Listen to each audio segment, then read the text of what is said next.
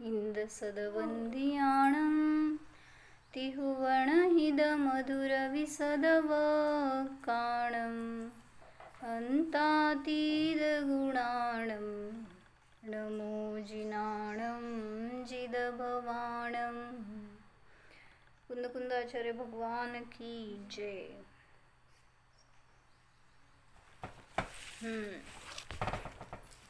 काय चाललं होतं आपलं? पंचास्तिकामध्ये गाथा नंबर 91 चालू होती. काय सांगितलं होतं? आपल्याला गाथा नाही पाठ राहता पण अर्थ पाठ करायचा. पाठ म्हणजे धारणेत ठेवायचा. काय सांगितलं होतं? अन्य कोण आहे, अनन्य कोण आहे? कोण आहे? जीव म्हणजे आकाश द्रव्याचं वर्णन चालू आहे ना. आकाश अस्तिक आहे. मग कोण कोणापासून अनन्य आहे आणि कोण अन्य आहे?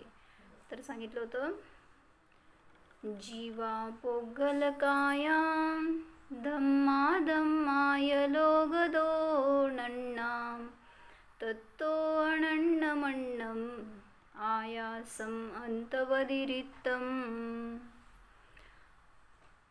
जीव पुद्गल काय, धर्म अधर्म हे लोकापासून कसे आहेत? अन्य आहेत का अनन्य आहेत? तू ये इथं माझ्याजवळ. त्यांना चटई देता आजी, त्यांना चटई द्या. इकडं सरकून बस, मग ते बसतील बाहेर इकडे. काय सांगितलं? काय म्हणला? जीव पुद्गल धर्म अधर्म हे लोकापासून अन्य आहेत का अनन्य आहेत? लोकापासून अनन्य आहेत, कारण तेवढ्याच क्षेत्रामध्ये आहेत ना. ते क्षेत्रापेक्षेने समान आहे. मग पुढं सांगितलं दुसऱ्या ओळीमध्ये की आकाश कसं आहे? आकाश या धर्माधर्म जीव पुद्गलापासून अन्य आहे का अनन्य आहे? लोक सांगितलं की आता आकाश विचारतायत. आकाश द्रव्य हे या 4 द्रव्यापासून अन्य आहे का अनन्य आहे? करा की रिपिटेशन. काय झालेलं आपलं परवा? जाऊ देत नाही तर बुद्धीने सांगा. आकाश द्रव्य जे आहे ते कसं आहे? जीवापासून अन्य आहे का अनन्य आहे? कथंचित अन्य आहे, कथंचित अनन्य आहे. तर प्रदेशापेक्षेने चाललंय ना वर्णन सगळं आपलं. त्यामुळे त्यांनी घेतलं आकाश हे अंतवदिरित्तम म्हणजे अंताने रहित अन्य आहे आणि अनन्य पण आहे. कुठल्यापेक्षेने अन्य आहे? नाही, क्षेत्रापेक्षेने बघायचं ना आता आपल्याला. त्यामुळं कसं लावायचं? काय सांगितलं होतं? जीव पुद्गल धर्माधर्म याच्यापासून अनन्य का आकाशद्रव्य? कारण तेवढ्याच क्षेत्रामध्ये येतं. जे लोकाकाश आहे ना ते आकाशच आहे. मग त्या आकाशाच्या प्रदेशामध्येच हे सगळे येतात. कोण? जीव पुद्गल धर्माधर्म. आणि त्यामुळं ते त्याच्यापासून अनन्य आहे. आणि जिथं हे 5-4 द्रव्य नाही आहेत त्याच्यापासून ते तरी आकाशद्रव्य आहे. या अपेक्षेने काय सांगितलं? अन्य पण आहे. काल पण घ्यायचं, त्यात माझं काल राहिलं. जीव पुद्गल धर्म अधर्म आणि काल हे आकाशापासून अन्य आहेत अलोकाकाशाच्या अपेक्षेने आणि अनन्य आहेत लोकाकाशाच्या अपेक्षेने. समजलं? नाही समजलं?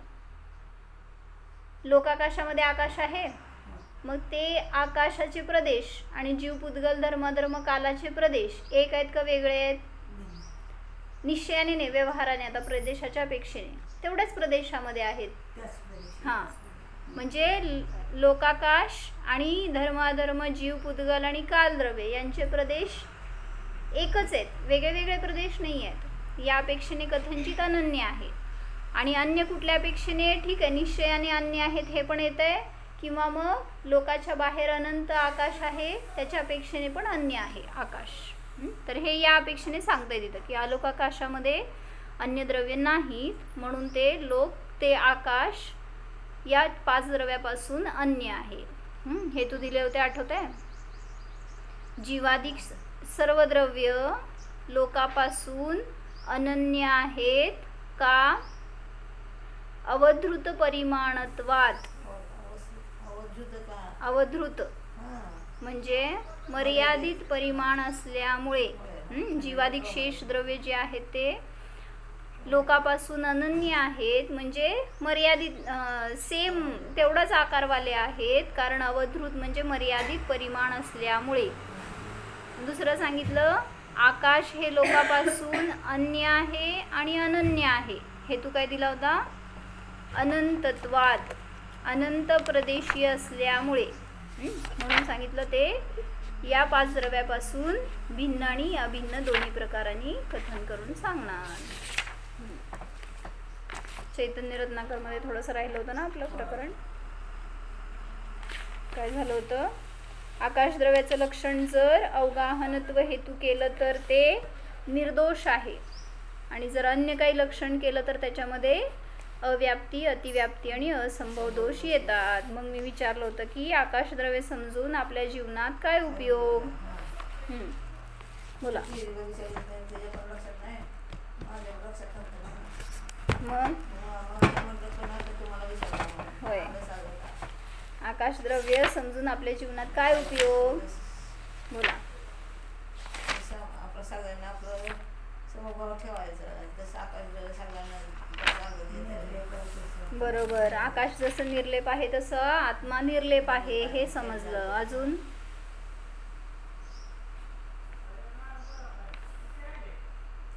सगळे आकाशाचे गुण सांगितले, जे जे सामान्य ते आत्म्यामध्ये पण आहेत तसेच. मग त्या आकाशाला समजून घेत असताना आत्म्याचं स्वरूप सुद्धा समजतं आपल्याला. जसं आकाश अमूर्तिक आहे किंवा नादी अनंत आहे किंवा अस्पर्शी आहे सगळ्यामध्ये राहून सुद्धा, त्याप्रमाणे माझा आत्मा सुद्धा निराकार आहे, अस्पर्शी आहे, स्पर्श रसगंध वर्ण रहित आहे. तर पहिलं हे सांगितलं आकाशासमान आत्मा सुद्धा निर्लेप अस्पर्शी आहे हे समजले. दुसरं आत्मा असंख्यात प्रदेश, आत्म्याचे असंख्यात प्रदेशच वास्तविक लोक आहेत, म्हणजे बाहेरचं लोक माझा लोक नाही आहे.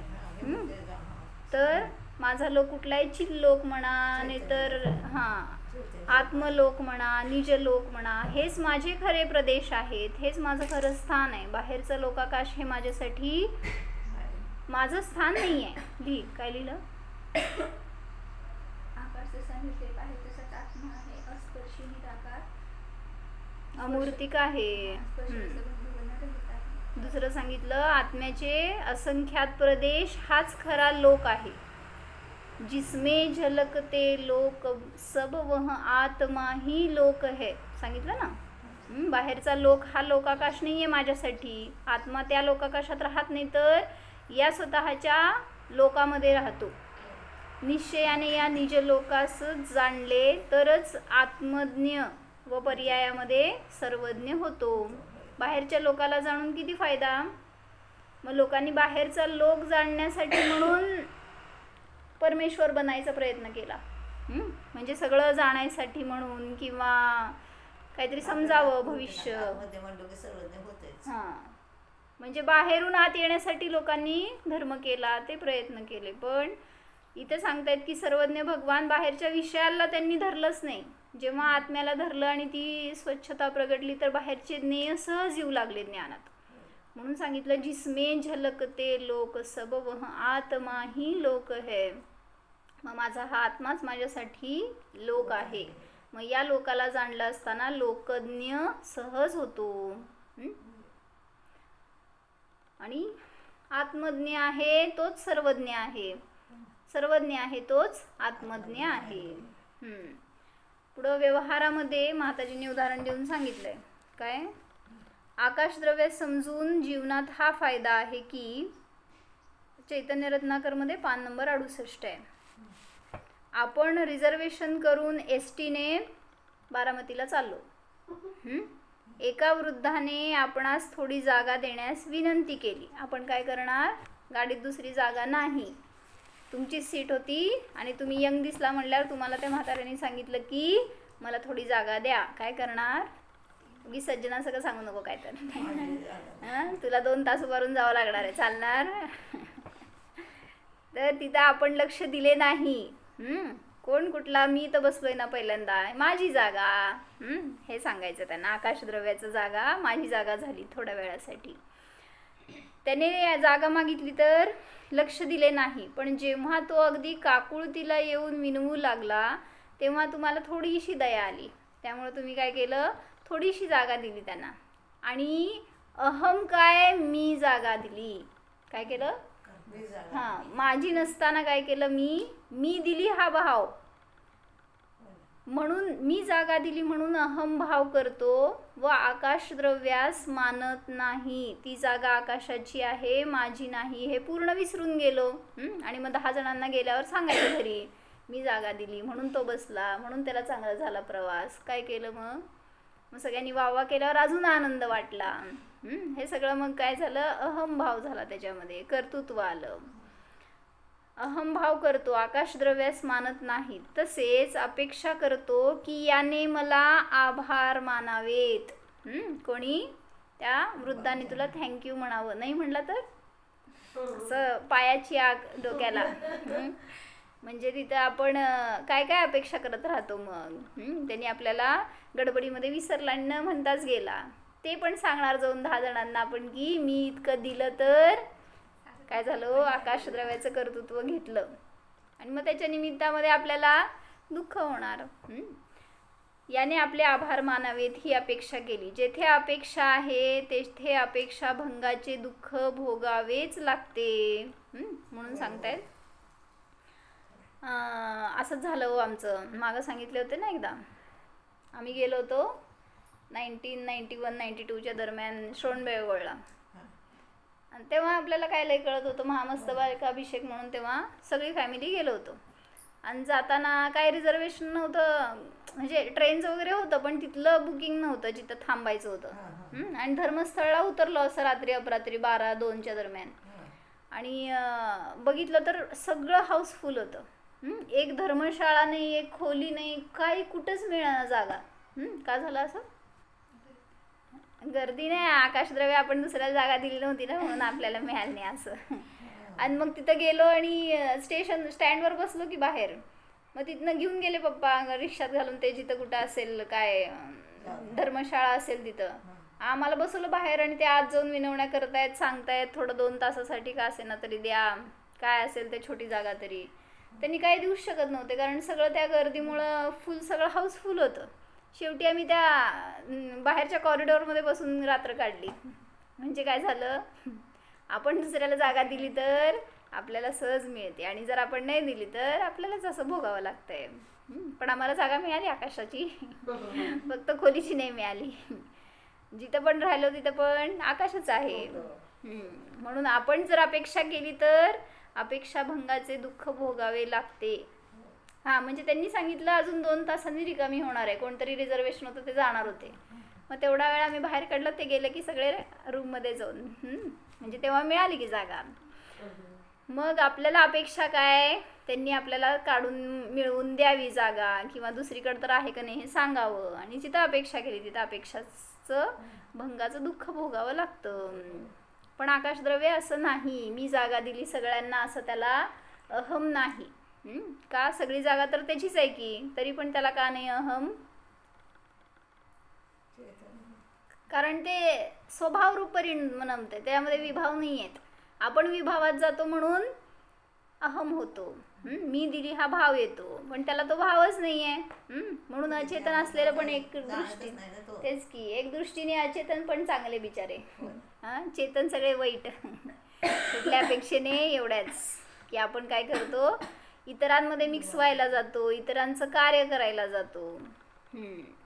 परंतु आकाशद्रव्याने जागा दिली, मी नाही हे समजले तर खोटी कर्तृत्व बुद्धी नष्ट होते, अहमभाव इगो नष्ट होतो, आणि अपेक्षा भंगाचे दुःख सहजच संपते. लिहायचं होतं तुला ते, काय काय, कर्तृत्व, अहमभाव आणि अपेक्षा भंगाचं दुःख संपते. लिहा, मंजुषा काकी लिहा.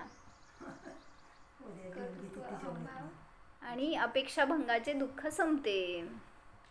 अजून काय समजलं आकाशद्रव्याकडून, तर सांगितलं की तुमच्या घरामध्ये काय करणार, तुमची प्रॉपर्टी आहे, तुमची जागा आहे. आणि घरामध्ये किती भावंड आहेत? किती आहेत? 4 जण. 4 जणांमध्ये वाटण्या कशा करायच्या? जागेची वाटणी. भावाभावांच्या वाटणीमध्ये 1 इंचासाठी होणारी कोर्ट कचेरी, जागेमुळे रेल्वेतील प्रवासात होणारे राजकारण वगैरे सर्व भांडणे संपतात. जेव्हा समजलं की आकाशद्रव्याने जागा दिली आहे, मी देणारा नाही किंवा घेणारा नाही. मग ह्याच्यासाठी पण सांगितलं होतं. काय झालं होतं त्या ह्याच्यामध्ये?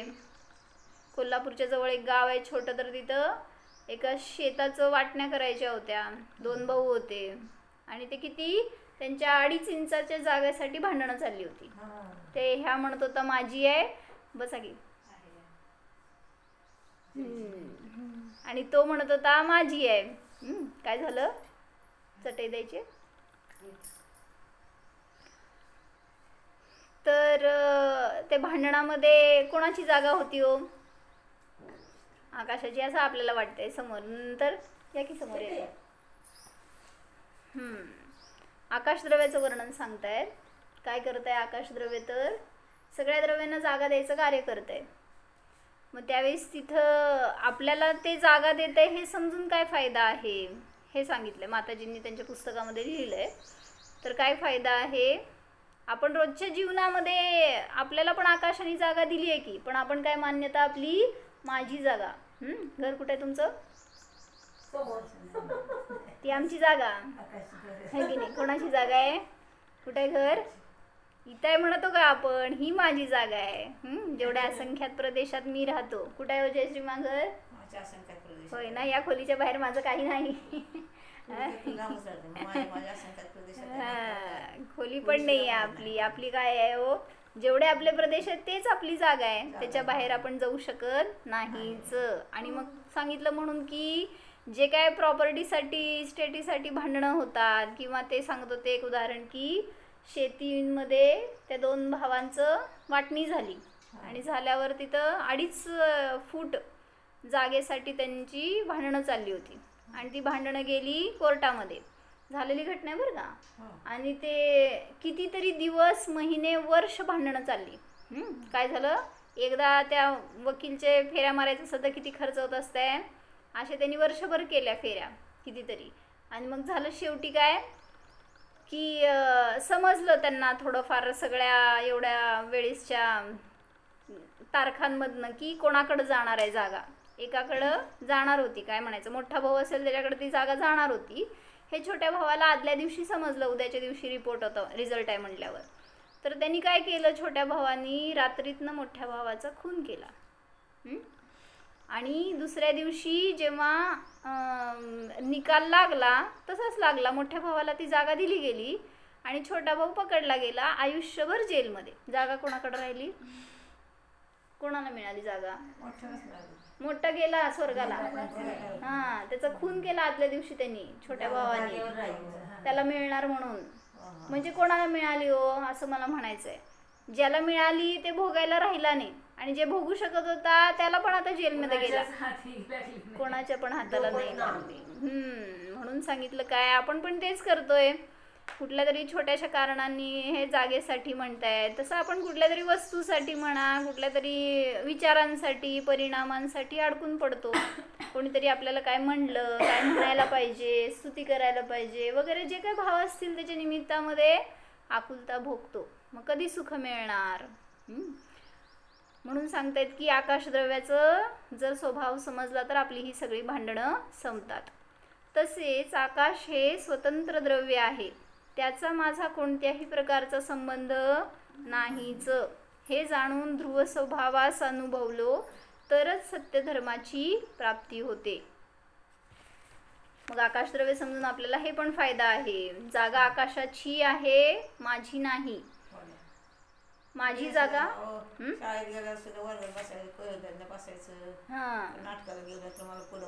आमच्यात पण लय भांडण असायची तसली. शाळेत असताना मी आणि माझी एक चुलत बहीण होतो आणि एका बेंचवर बसायचो. पण ते बेंचवर बसायचं तर त्याच्यात पण अर्ध बेंच माझा, अर्ध बेंच तुझं. थोडंसं इकडं सरकलं, तिचं दप्तर माझ्याकडे आलं तरी ढकलायचं. असं काय येड्यासारखं भांडणं केली आहेत खरं. म्हणजे अज्ञान कसं असतं. सगळ्यांची क्षमावली. आपण कधी असं कोणाच्या आयुष्यात जाऊन केलेलं असेल तर कुठल्या तरी निमित्तात परिणाम राहिलेले असतात आपले. तर आकाश हे काय सांगतंय की मी तर जे येईल त्याला सामावायची तयारी आहे त्याची. मी कोणाला देणारा नाही आहे किंवा कोणाकडनं काय काढून घेणारा नाही आहे. मग अशी आपली वृत्ती का नाही आहे. आपल्याजवळ आलं कोण तर आपण काय काय देतो. काय काय देता. येऊ का घरी. म्हणजे शका की सगळं माझं तुमचं असं म्हणतात. मग का घेऊन बसलाय वाजून. मग सगळं द्यायची तयारी आकाशाला. म्हणजे काय म्हणायचं जे येईल त्याला त्याचं ते आकाश अवकाश दान देतं. मग तसं आपल्याला पण ते पण एक शिकवण त्याच्याकडून.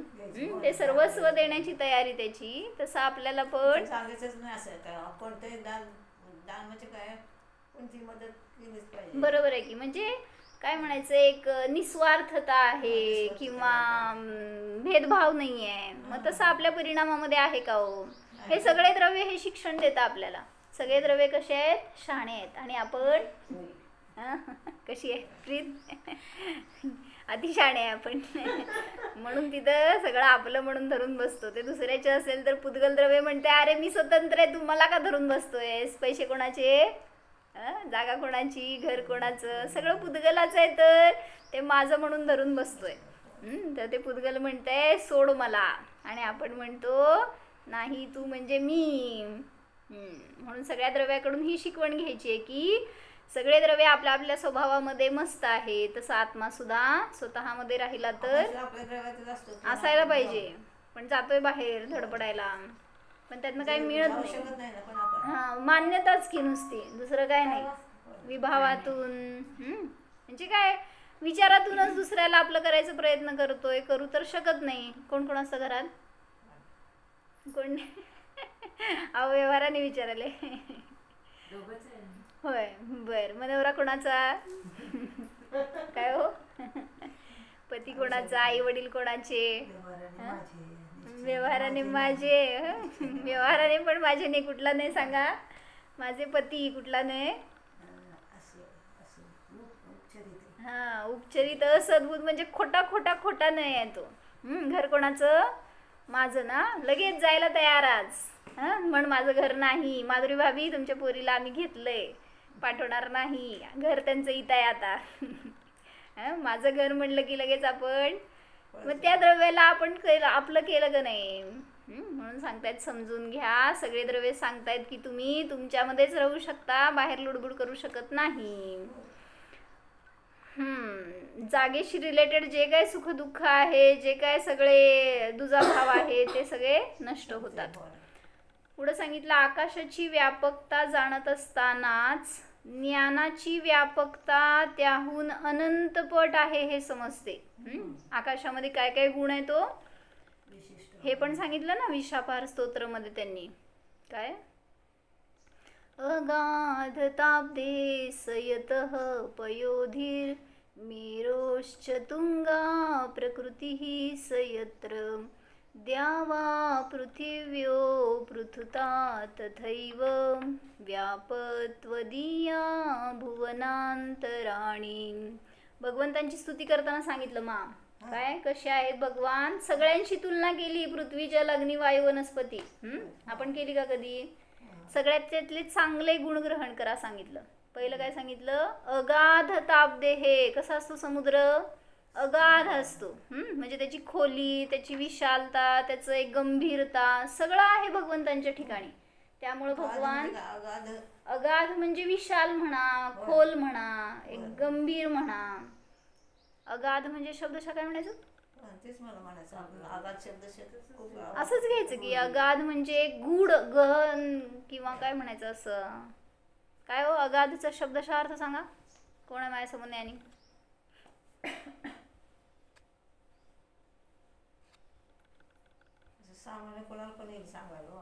बर विशेष सांगावं कोण आहे. अगाध म्हणजे हो की करेक्ट मिनिंग. संगीता काकी अगाध म्हणजे काय. बर चिंतन करतात लोक. आता समुद्रासाठी पण म्हणला शब्द अगाध आहे, समुद्र किंवा खोली सुद्धा असू शकेल. असं खोली म्हणा. तर अब्धी म्हणजे समुद्र कसा आहे, अगाध आहे. आपण अथांग म्हणतो की नाही तसंच अगाध. अथांग म्हणजे काय? मोठा पसरलेला असेल. तसंच विशाल विशाल विशालला पृथुता शब्द वापरलाय त्यांनी पुढं. अथांग म्हणजे खोली समजत, खोलीच आहे. अथांग समुद्र बनतो ना आपण. हो ना, ते अथांग म्हणजे अगाध म्हणजे असं त्यांना शब्दशः पाहिजे. बघा विचार मिळाला तर सांगा. तर काय सांगायचं होतं त्या श्लोकामध्ये, जसं की तो पयोधी म्हणजे समुद्र अगाध आहे, त्याला काय म्हणायचं, मर्यादा नाही आहे, खूप दूरपर्यंत पसरलेला आहे, खूप खोली आहे अशा टाईपमध्ये, आणि गंभीर आहे एक. अगाध ताब्दे सयतः पयोधीर मेरोश्च तुंगा प्रकृती सयत्र. मेरू पर्वताची उंची कशी उत्तुंग आहे, तसे हे भगवान तुमचा स्वभाव कसा आहे, उत्तुंग इन द सेन्स उत्कृष्ट आहे असं म्हणा, उच्च आहे म्हणा, तसा कोणाचा नाही आहे. तुमचा स्वभाव, तुमचं रूप कसं आहे हो, मेरू समान, मेरूपेक्षा सुद्धा उत्तुंग आहे. आणि तिसरं विशेषण दिलं द्यावा. कशासाठी? हा, पण इथं त्यांनी उत्तुंग घेतलं. मेरो काय म्हटले मी, अगाध ताब्दे सयतः पयोधीर मेरोश्च तुंगा. तुंग प्रकृती आहे त्याची, त्याच्यापेक्षा सुद्धा भगवान उत्तुंग आहेत, ह्याच्यासाठी घेतलं ते. आपण तसं घ्या, जसं मेरू अचल आहे. तुंग म्हणजे ते उत्तुंगता. काय म्हणत होते मी, पुढं सांगितलं उदाहरण, द्यावा पृथिव्यो पृथुता तथैव. द्यावा म्हणजे आकाश आणि पृथ्वी, ह्यांची पृथुता म्हणजे विशालता केवढी आहे हो. पृथ्वी मोठी आहे का आकाश मोठं आहे? कोण? हा, म्हणजे त्यांची विशालता सांगतायत. हा, पृथक तर आहे की, पण पृथुता म्हणजे तुमचं भूमी संपत नाही किती जरी गेला तरी पण. मग अशा अपेक्षेने ते विशाल आहे. तसंच आकाश सुद्धा कुठं संपत नाही. मग त्यांची जशी विशालता आहे तसे हे भगवान तुम्ही सुद्धा विशाल आहात. मग तसा आपला स्वभाव आहे. भगवान म्हणजे काय, आपणच आपला स्वभावच. म्हणजे पृथ्वीच्या बाहेर आकाश नाही का? पृथ्वीच्या बाहेर म्हणजे पृथ्वीच्या आत तर कुठे आहे? हे आकाश नाही, आपण जे बोलतोय ते आकाशद्रव्य सगळीकडे आहे की. आकाशद्रव्याच्या एका अंशामध्ये ही पृथ्वी आहे. हा, मग तेच ना, मग त्याच्या बाहेर पण असणारच ना. आकाश तर खूप विशाल आहे, पृथ्वी अजून छोटी आहे म्हणा तुमची, पण तरी सुद्धा पृथुता इन द सेन्स आता त्यांचं स्थूल असतं. जेव्हा आपण स्तुती करतो तेव्हा एक समजते ना आपल्याला. आता आपण चालत गेलो तर कुठं संपणार आहे भूमी. मग जशी ती भूमी विशाल आहे, त्याच्यामध्ये पण अंत नाही आहे असं म्हणणार कोणी, तसं आकाशाला पण विशालता आहे त्याची. तसं हे भगवान तुमचा स्वभाव सुद्धा कसा आहे, विशाल आहे, व्यापक आहे. आणि पुढे जाऊन ज्ञानाला तशी उपमा दिली. ज्ञान सुद्धा कसं आहे तर व्यापक आहे, पण त्या आकाशापेक्षा सुद्धा अनंत पटीने त्याच्यामध्ये व्यापकता आहे. असे अनेक आकाश असतील तरी सुद्धा ते ज्ञान जाणू शकतं. कसं बसणार हो, ज्ञान केवढंसं असतं, एवढंसं नसतं. ज्ञानामध्ये अनंत विभाग प्रतिच्छेद असतात, त्यामुळे त्याच्यामध्ये कितीही विषय सामावू शकतात. त्या आकाशापेक्षा सुद्धा आत्म्याची शक्ती, ज्ञानाची शक्ती जास्त आहे. सांगा, घरामध्ये काय काय सगळं माहिती आहे की नाही आत्ता डोक्यामध्ये आपल्या. कुठल्या कप्प्यात काय ठेवले, कुठल्या बाटलीत काय ठेवले, काय संपलंय, काय आहे, कपडे कुठे ठेवलेत, पैसे कुठे ठेवलेत, सगळं लक्षात आहे का नाही डोळ्यामध्ये आपल्या. मग कुठं व्यापलंय ते, त्या कपाटामध्ये नाही, आपल्या ज्ञानातच आहे सगळं. मग सगळं तेवढं ते तर आहेच. आता इथं बसल्यावर इथं बघितलं काय काय, हे पण व्यापलं. पुढं जाणार कुठं तर तिथले पण सगळ्या वस्तू व्यापणार आहेत. म्हणजे ज्ञानाची शक्ती कशी आहे. सगळं हा बरोबर, लहानपणाचं आठवतंय. हो हि नाणस्य माहप्पम. बरोबर, काय सांगितलं त्यात, तिक्कालनिच्च विसमम सयलम संवत्थ संभवम चित्तम. जुगवम जानदी दोन्हम अहोहिणान समाहप्पम असं प्रवचन सरची 51 नंबरची गाथा घेतली आहे त्यांनी. मग त्यामध्ये सांगितलं की केवळ ज्ञानाची महिमा कशी आहे, त्यात काय काय सामावू शकतं. जाऊ दे, केवळ ज्ञान आपल्याला लय माहीत नाही. आपल्या ज्ञानाचं पण बघा ना, लहानपणापासून आतापर्यंत काय काय नाही जाणलं आपण. एकच विषय रिपीट जाणलंय का? वेडा असतो तो एकच विषयाला धरून बसतो आणि ते माझं माझं मी मी हे चाललेलं असतं त्याचं ध्यान. पण आपण काय करतोय, रोज अपूर्व, रोज प्रत्येक समयामध्ये नवीन नवीन विषय आहेत आपल्या ज्ञानाकडं. मग ते कुठं गेले आहेत अजून ज्ञानामध्ये. मग अशी ज्ञानाची व्यापकता आहे, तर आपल्याला बाहेरच्या विषयांना ग्रहण करायचं नाही आहे. आत्म्याला ग्रहण केलं तर उलट तिथं त्या ज्ञानाचा अजून उघाड होऊ शकतो, सगळ्या आवरणाचा नाश होऊ शकतो. त्यांनी मला मेसेज टाकलाय की अगाध म्हणजे अपार, अथाह. काय जयश्रीमा? म्हणजे अगाध म्हणजे अपार म्हणा किंवा अथाह म्हणा, अमर्यादित समजा. असंच म्हणा. गाध म्हणजे आता मर्यादा आहे का, असं काय सीमा आहे. गाधचा अर्थ काय? अगाध. अतल स्पर्श म्हणून पण दिलंय, म्हणजे अतल, तल नाही ज्याला असा झाला ना त्याला, म्हणजे खूपच काउंटलेस. काय शब्द म्हटलं पहिला? अतल अतल स्पर्श, अतल स्पर्श, बहुत गहरा असं पण दिलं. हा, म्हणजे गहराई घेतली ना. मग आपण म्हटल्यास का गाध म्हणजे खोली वगैरे असं लावलं. ठीक आहे. तर जसं भगवंतांचा स्वभाव आहे तसा आपला आहे. कशासाठी बघितलं? आकाश द्रव्यासाठी. आकाशाची व्यापकता खूप आहे असं वाटतं आपल्याला, पण आकाशापेक्षा सुद्धा आपलं ज्ञान अधिक व्यापक आहे. कारण असं दाखवलं जातं ना, किती जीवाचे गुण अनंत का काय, जीव अनंत, त्याच्यापेक्षा अनंतपट पुद्गल, त्याच्यापेक्षा अनंतपट काय हो, त्याचं मेजरमेंट माहिती आहे का? असं कंपॅरिझन करून दाखवलं ना बहुतेक गोमट सरमध्ये आलेलं.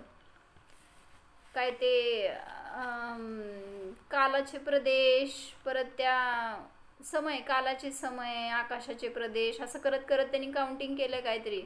आणि शेवटी जाऊन जीवाचे गुण अनंत असं करून सांगितलं. म्हणजे त्याच्यामध्ये जीवामध्ये अधिक व्यापकता आहे हे समजून घ्यायचं. आणि सगळ्यात शेवटी घेतलं, हे सगळ्यापेक्षा सुद्धा केवल ज्ञानामध्ये अधिक व्यापकता आहे.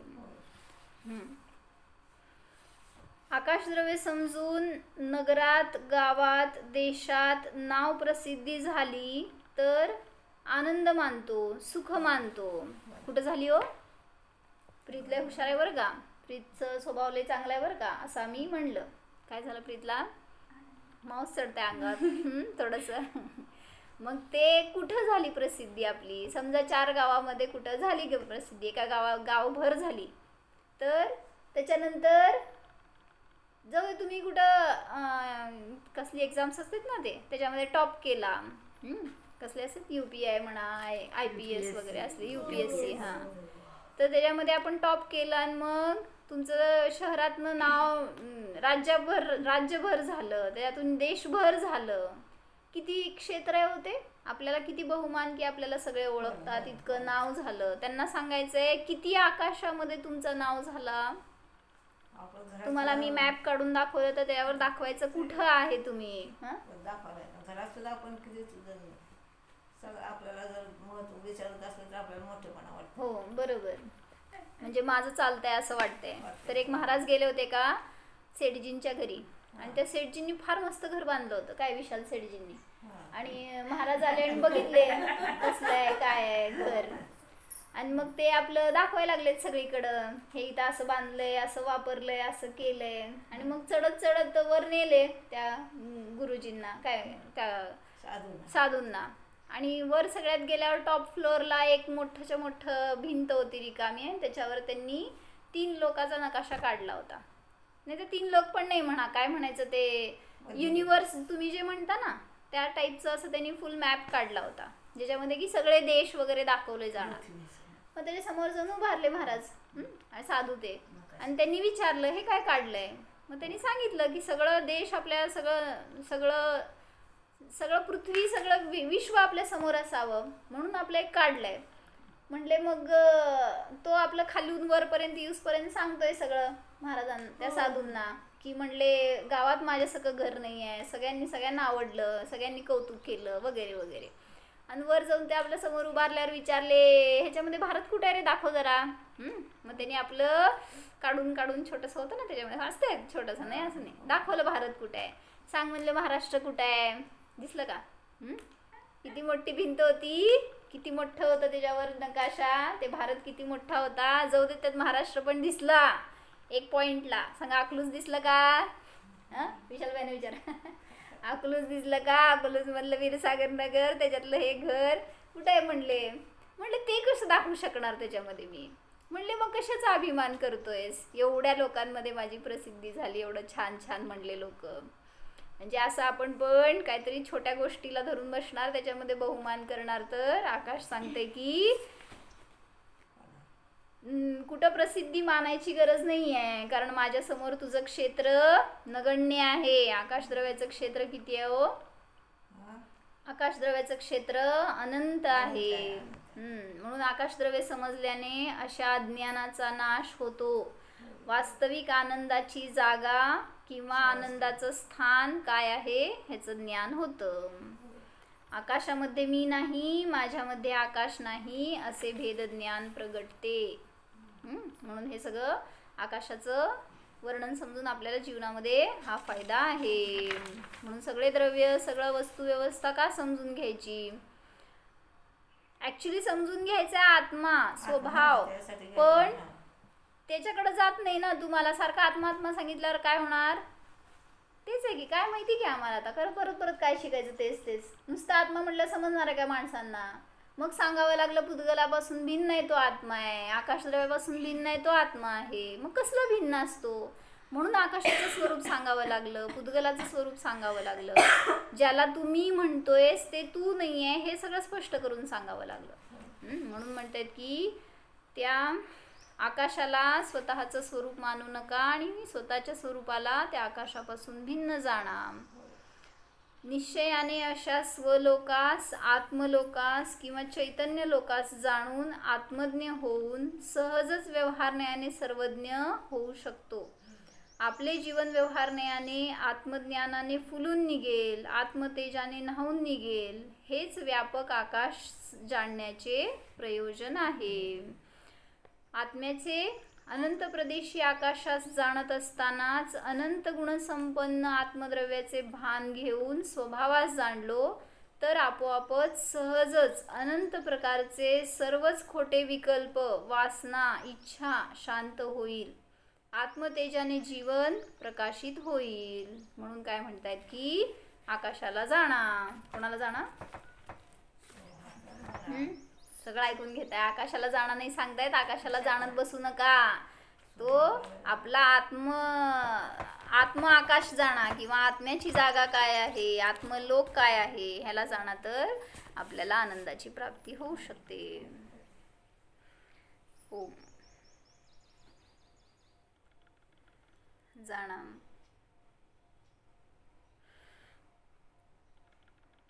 आकाशामध्ये असतानाही या आत्मस्वभावाला आकाशापासून भिन्न जाणा. पहा, या स्वभावापासून हे आकाश भिन्नच आहे. मी म्हणजे आकाशद्रव्य नाहीच. आकाशद्रव्य म्हणजे मी नाहीच.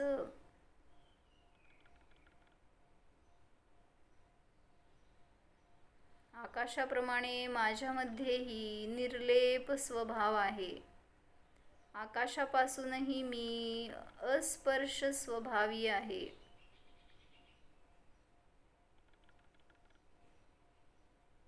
आकाशाचे प्रदेश भिन्न आहेत, माझे प्रदेश स्वतंत्र भिन्न आहेत.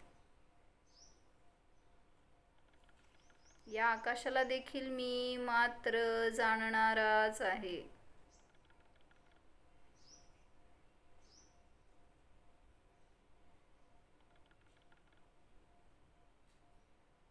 ज्ञायक स्वरूपोऽहम्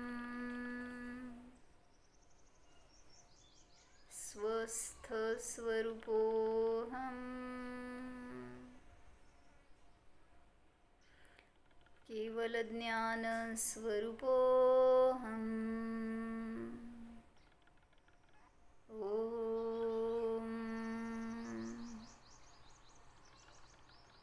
विसर्जन. नमो हरिहंताणं